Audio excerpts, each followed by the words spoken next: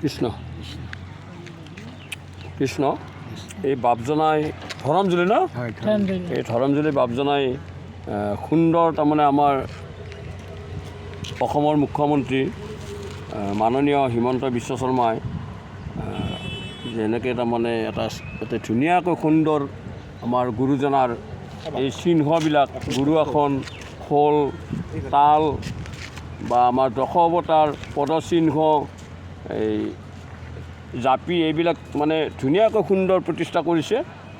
গতিকে আমাৰ ধৰমজুলিৰ বাপ জনাই এই ইয়াৰ পৰা এই চিহ্নবিলাক কিনি আনিছে। এয়া চাই লওক এই বাপজনাই। গতিকে তেখেতৰ গুৰুজনাৰ প্ৰতি এটা কেনেকুৱা এটা আগ্ৰহ এই আইজনী, কেনেকুৱা এটা আনন্দ এই গুৰুজনাৰ এই যিটো প্ৰতিভা যিটো চিহ্ন তেখেতে ঘৰত সুন্দৰভাৱে থৈ দিব।